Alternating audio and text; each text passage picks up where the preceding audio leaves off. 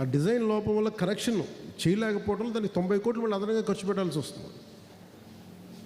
ఇప్పుడు లాస్ట్ ప్రభుత్వంలో కూడా డబ్బులు ఎలా వెళ్ళిపోతున్నాయని చెప్పడానికి కూడా మీకు ఇప్పుడు కాఫర్ డ్యామ్ పోలవరం వీళ్ళు అరాకొరగా మనుషుల్ని మార్చేసి ఏమంటుందని కన్స్ట్రక్ట్ చేసి కాంట్రాక్టర్స్ని మార్చేసి దానివల్ల 1000 కోట్లు వృధా అయిపోయింది. అది ఎందుకు పనికిరాదు ఇప్పుడు. అందుకని మళ్ళీ కొత్తది కట్టింది. అది కేంద్ర ప్రభుత్వానికి మళ్ళీ అదనపు భారం అది. అలాగే మన ఉప్పాడది కూడా 90 కోట్లు మన అదనం ఆల్రెడీ కట్టేసాం. కట్టిన దానికి మళ్ళీ కరెక్షన్కి మళ్ళీ 90 కోట్లు అవుతుంది. సో ఇవి కూడా మీరు అర్థం చేసుకోండి.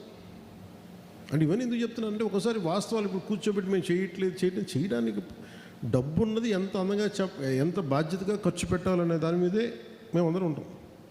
ఉన్నది పరిమితమైన డబ్బులు ముఖ్యంగా మనకు సంబంధించిన రాత్రి ఇప్పుడు ఈ రోజున మనకి ఉప్పాడ సీవాల్ ఉంది, తీర ప్రాంత రక్షణ కూడా. అది ఎంత ఖర్చు అవుతుంది? 323 కోట్ల రూపాయలు ఖర్చు అవుతుంది. కానీ మనం చేసే పని ఇప్పుడు రేపొద్దున తీర ప్రాంత రక్షణ చేస్తే అందరికి ఉపయోగపడదు. ఈరోజు మనం చేయబట్టి ఏం జరుగుతుందంటే నేను వెళ్ళి ప్రత్యేకించి అది హోమ్ మినిస్ట్రీ చేయాలి, దాన్ని కేంద్ర హోంశాఖ వారి కింద ఉంటుంది.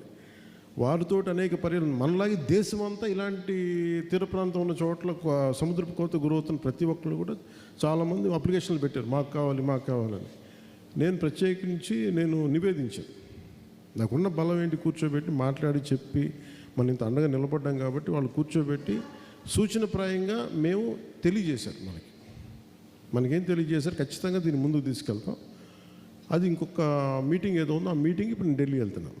సో నా కోరిక ఏంటంటే ఈ టర్మ్లోనే మన తీర ప్రాంత రక్షణ కూడా మొదలవ్వాలి, అది పూర్తయిపోవాలని మనస్ఫూర్తి కోరిక. అంటే నేను మిగతా పార్టీ వాళ్ళగా నేను కూర్చోబెట్టి బూతులు తిట్టేసి గోళ్ళు చేసేసి ప్రతి చిన్న గొడవను పెంచి పెద్ద చేయలేదు. నేను గొడవ తగ్గించడానికి ఉంటాను, లేదంటే గొడవలు సామరస్యపూర్వకం తగ్గించి సమస్యకు పరిష్కారం వెతుకుతాను. అలాగే మొన్న అసలు ఇదంతా ఎందుకు స్టార్ట్ అయింది? పొల్యూషన్ అనేది పరిశ్రమలు ఉన్న చుట్టుపక్కల పరిశ్రమల కాలుష్యం వల్ల మత్స్య సంపద ప్రధానమైన కంప్లైంట్ ఏంటి? మత్స్య సంపద నశించిపోతుంది. ఇదే కదా మన మేజర్ కంప్లైంట్. మా జీవనోపాధి కోల్పోతుంది. ఇది వాస్తవాలేంటి అవాస్తవాలేంటి అసలు ఎంత అనేది ఇప్పుడు కూర్చోబెట్టి ఇప్పుడు మనం ఒక ఇప్పుడు మనకు వ్యాధి నిర్ధారించాలి అంటే, జబ్బుని చెప్పాలి అంటే టెస్టులు లేకుండా జబ్బుని చెప్పలేం. మీకు కొంతమందికి ఒక అనుభవం ఉంటుంది, మనకి ఇక్కడ తేడా ఉంది. ఏంటి తేడా అంటే అది ఓఎన్జీసీ వల్ల వచ్చిందా, లేదంటే ప్రకృతి పరంగానే.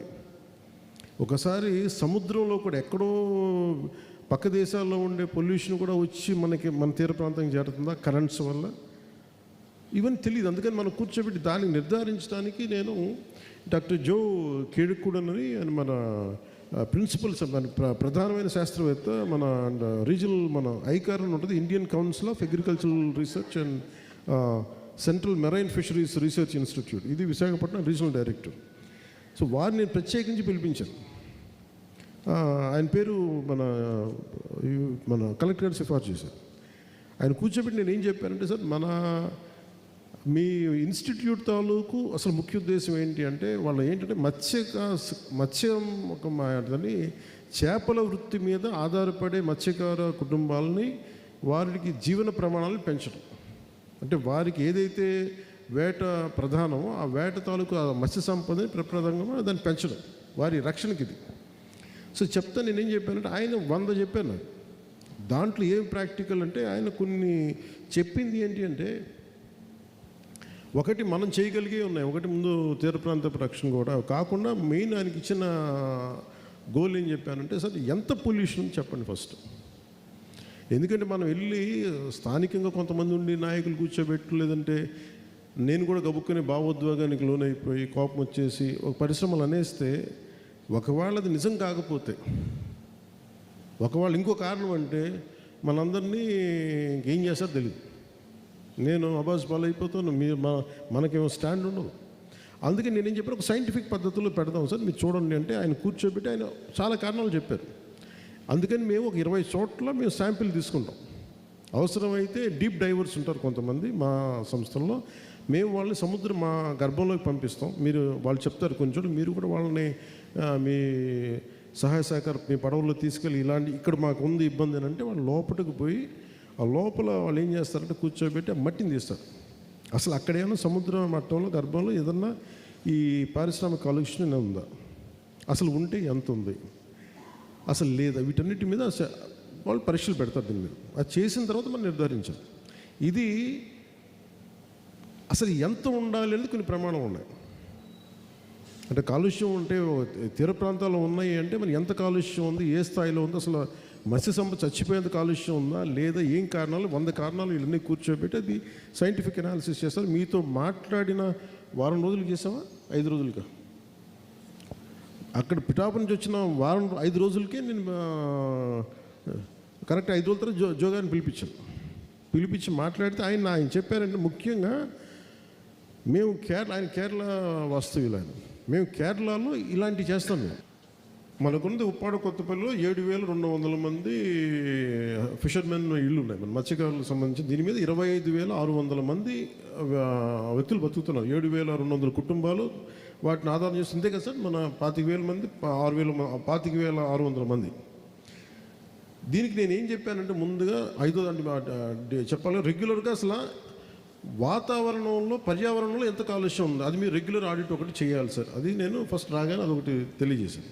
తర్వాత సీ ర్యాంచింగ్ అని ఉంది. దాంట్లో మనం ఏం చేయాలి, సముద్రపు జీవాల చేపల్ని సముద్రంలోకి విడిచిపెట్టడం. సో దాంట్లో భాగంగా ఏం చేసాం, మనం ఒక 50,000 మన పండుగ అప్పల్ని మనం చేసాం. అంటే మత్స్య సంపద తగ్గిపోయింది, మనం వదిలేం వాటిని.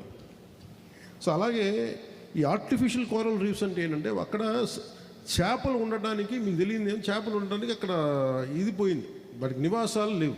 సో మేజర్గా ఒకటి సముద్రంలో కొంత పిల్లల్ని విడిచిపెట్టడం, సీ ర్యాంచింగ్ చేద్దాం. సీ ర్యాంచింగ్ చాలా ఉంటుంది.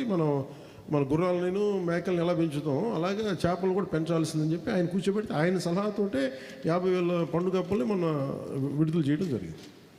అలాగే ఆర్టిఫిషియల్ కోరల్ రీఫ్స్ పెట్టిన తర్వాత మనం ఆయన అన్నది ఏంటంటే మళ్ళీ వాటన్నిటికి నివాసయోగ్యం ఉంటుంది. మళ్ళీ అక్కడ మనకి ఎవరైతే మన మీద ఆధారపడ్డారో వాళ్ళందరికీ అక్కడ వాళ్ళు అనుకున్న చోట దొరుకుతుంది. ఇది ఒకటి చేద్దాం అనేది.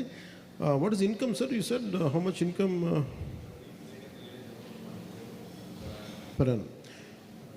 ఈ ఆర్టిఫిషియల్ కోరల్ రీఫ్స్ ఇప్పుడు తమిళనాడుకి ఎందుకు వెళ్ళి ఏం నేర్చుకోవాలి అని అంటే, ఇప్పుడు మన దగ్గర మత్స్య సంపద లేదు, వెళ్ళిపోతుంది, అది నివాసయోగ్యం లేదు అక్కడ అనేది. ఆ నివాసయోగ్యానికి మనం ఏం చేయాలి, కొంత సిమెంట్ దిమ్మలు లాంటివి పెడతాం, ఇలా ముళ్ళలాగా ఉంటాయి అంతేగా,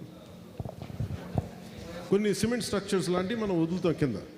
వదలగానే వాటికి నాచు పట్టుకుంటే దానికి కావాల్సిన చేపలు వదిలితే ఇది నాకు ఎందుకు బాగా నేను ఏం చెప్పానంటే ముందు మనకి సంపద పెరగాలి మనకి.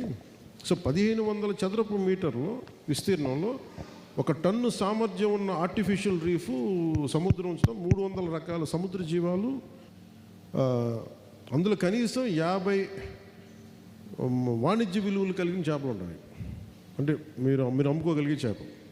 దీని ద్వారా ఆయన అనేది ఏంటంటే 2 ఏళ్ల కాలంలో కనీసం మీకు ఒక 2 కోట్ల ఆదాయం దొరికే సమర్థత దీనికి ఉంది.